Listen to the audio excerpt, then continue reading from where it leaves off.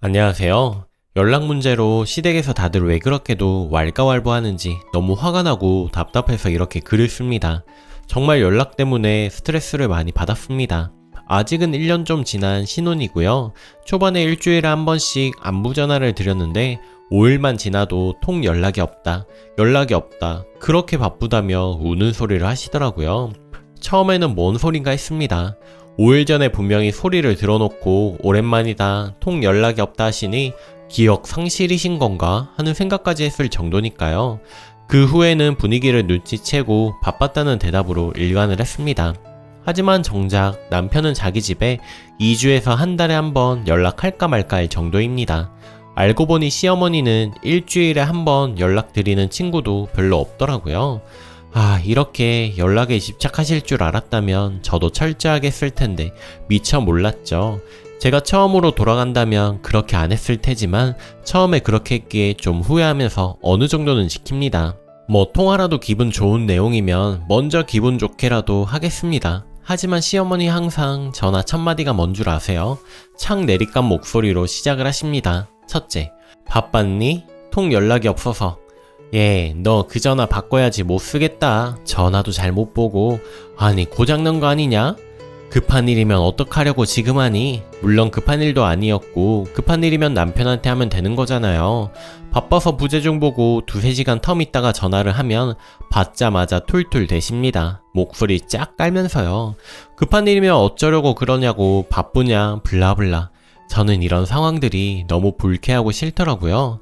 친정 엄마랑도 통화를 자주 안 하고 톡으로 하는데 관계엔 문제가 없습니다. 사실 한 달에 한 번을 해도 반갑게 주고받을 수 있는 거잖아요.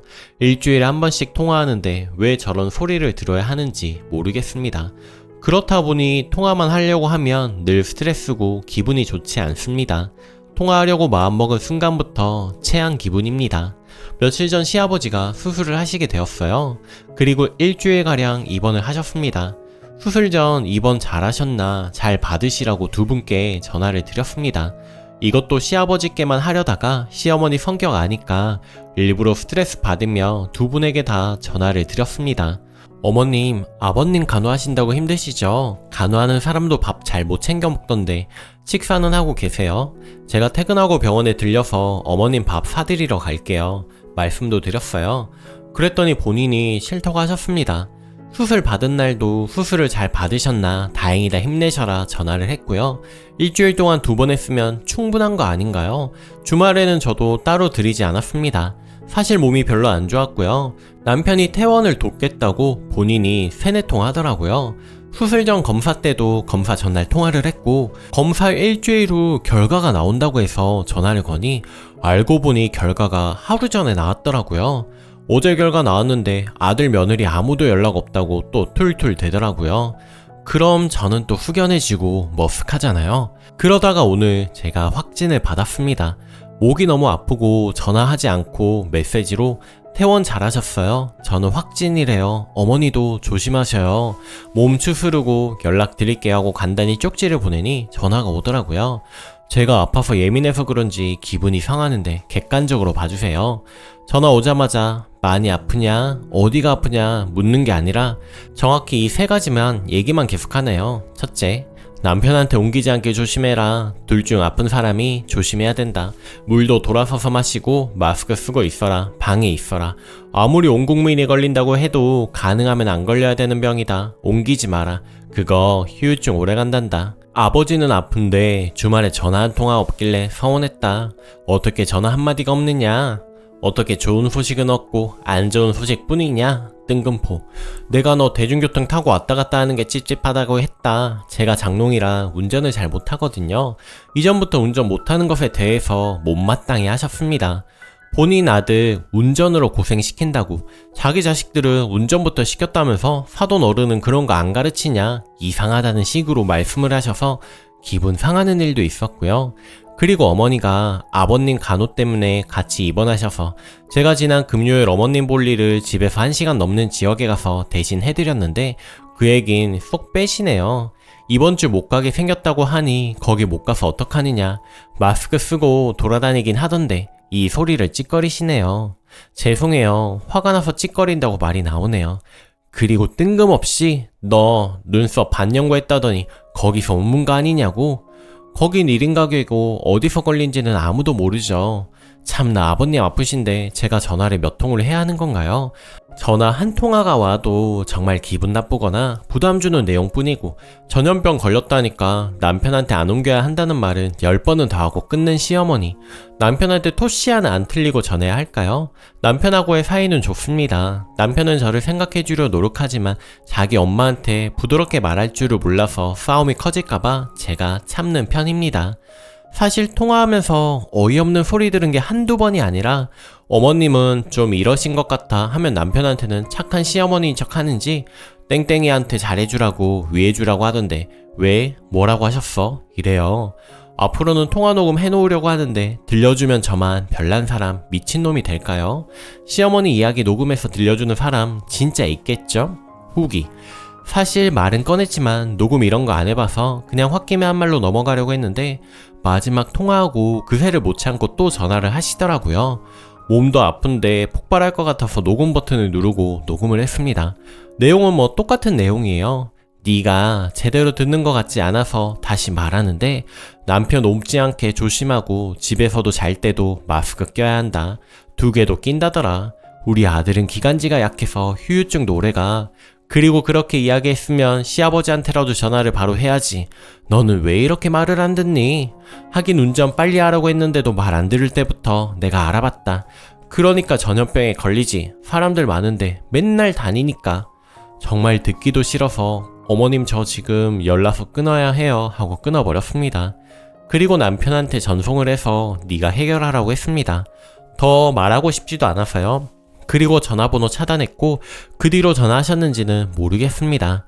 남편이 듣고 화들짝 놀랐는지 난리 한번 친 것 같은데 그거 신경 쓸 겨를도 없이 너무 아파서 묻지도 않았습니다. 앞으로 연락은 나한테만 올 거라고 신경 쓰지 말라고 하는 거 보면 한바탕 한 것 같긴 합니다.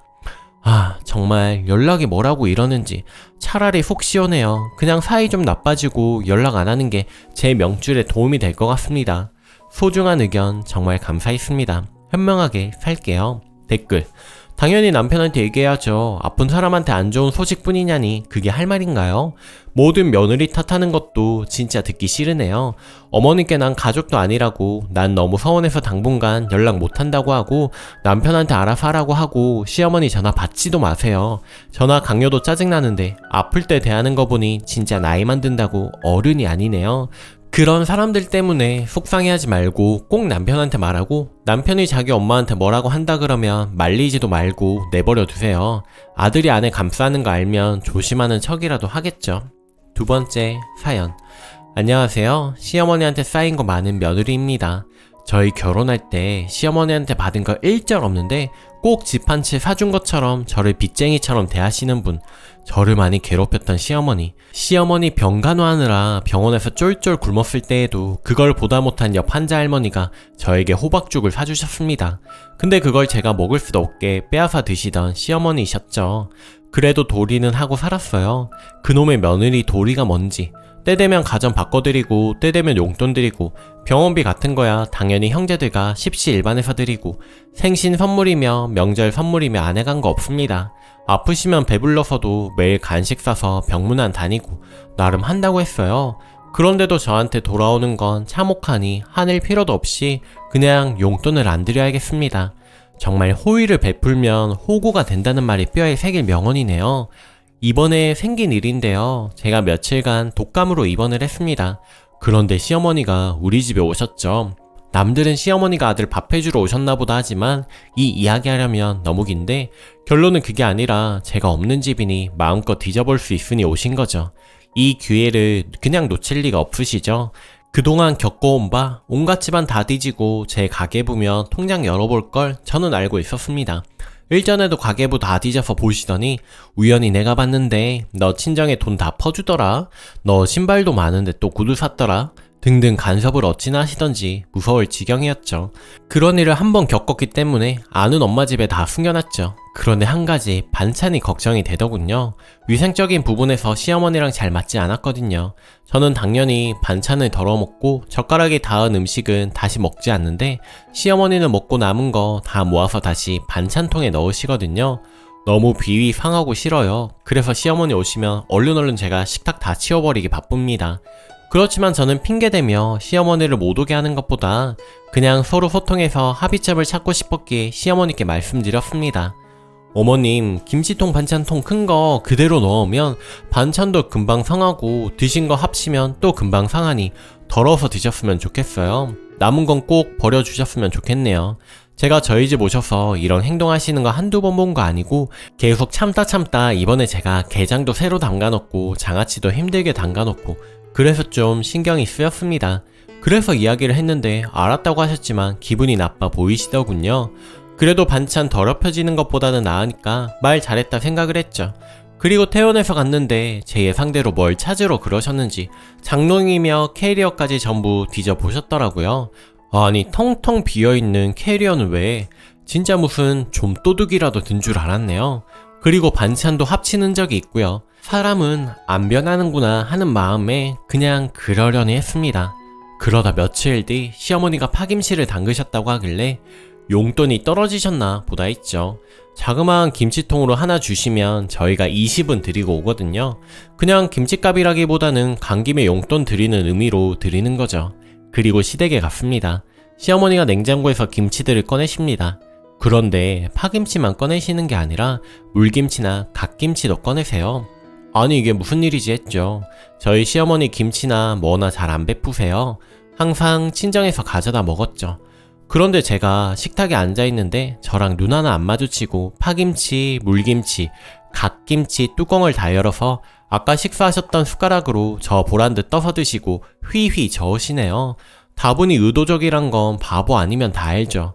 솔직히 저 그 김치 안 먹습니다. 그런데 시어머니 행동이 너무 기가 차더라고요. 헛웃음이 나왔습니다. 그런데도 저 쳐다도 안 보고 계속 보란듯이 뒤적뒤적. 그리고 쌩하게 가버리시네요. 나름 복수하신 건가 봐요. 그 모습이 얼마나 티가 나던죠. 그런데 이번만큼은 참 못 참겠더군요. 저 역시 보란듯이 봉투 처음으로 안 들이고 왔습니다. 그랬더니 나갈 때 계속 남편을 불러 세워요. 냉동실 갈치 한 토막 가져갈래? 상추 한 봉지 가져갈래? 고추 한 봉지 가져갈래? 저 멀리서 다 들었지만 모른 척하고 나와버렸습니다. 나감의 뒤를 돌아보니 시어머니 절 째려보고 계셨습니다. 분명히. 저 역시 입만 웃으며 계세요 하고 나왔어요. 제가 그동안 많이 참고 할 말도 참고 그저 이해하려고 노력하려고 그랬는데 이제는 시어머니가 저런 행동을 하시면 구구절절 말할 게 아니라 돈을 끊어야겠습니다. 앞으론 그런 행동 안 하실 테죠. 신혼 초에는 시어머니가 남편에게 조몰래 돈 빌려달라 하셔서 사단이 난 적이 있습니다. 그때 저한테 비밀로 했다가 들통이 나서 제가 난리를 치고 이혼까지 이야기가 나왔었죠. 그때 이혼 위기 겪고 남편이 시댁에 주는 만 원 한 장도 터치 안 해요. 그냥 제가 알아서 주는 분위기인 거죠. 그래도 병원비랑 사시다 고장난 가전 정도는 바꿔드릴 의향이 있습니다. 다만 저도 지고짓은 참지만은 못하겠고 다시 안 볼 가족도 아니니 저 못 건드리게 하고 싶은 거죠. 절 건드리면 용돈이 없다는 걸 아시면 저런 식으로 절 건드리지 않을 것 같기도 하고요. 치사하지만 치사한 사람에겐 치사한 방법이 먹히더라고요. 후기. 남편한테 이거를 보여주고 다 이야기했고 사람들 의견 보면서 남편도 한참 말이 없더라고요. 저한테 그래도 용돈 가지고 그러는 건 너무했다 하면서 앞으로는 행사 때만 가고 시댁에 가지 말자고 하네요. 집으로도 앞으로는 시어머니 오지 못하게 한다고요. 제가 백날 말해봐야 묵묵부답 답이 없다가 대중들이 말하니 그래도 남편이 깨우친 게 있나봐요. 이제부터는 연락을 줄이고 얼굴 잘 안 보면서 살려고요. 모두 좋은 의견 감사했습니다. 댓글. 그동안 많이도 참으셨네요. 잘하셨습니다. 잘해주면 당연한 권리인 줄 아는 사람들한테는 밀당이 필요하더라고요. 갈 때마다 봉투 주는 거 아니란 거 인식시켜드릴 필요가 있겠습니다. 댓글이. 아들이 자기 엄마 용돈 못 주냐는 얘기들을 하시는데 저 시모의 행동들을 봐요. 지금 저 상황은 아들이 제정신이면 용돈이건 생활비건 다 끊어야 하는 겁니다. 도대체 얼마나 인간이 사악하면 저런 짓을 하면서 아들 며느리를 부리나요? 저게 인간이 할 짓인가요? 왜 시모는 짐승 같은 짓을 해도 되고 자식은 용돈, 생활비를 줘야 하는데요. 저 시모는 돈이 끊기는 경우를 당해봐야 자신의 행동을 반성할 것 같네요. 며느리 없는 집에 와서 집을 뒤지는 시모라니 무슨 치매도 아니고 저건 아니죠. 오늘 제가 준비한 사연은 여기까지입니다. 여러분은 어떻게 생각하시나요? 오늘도 낭만캐스터와 함께 행복한 하루 보내세요. 감사합니다. 좋아요 꼭 눌러주세요.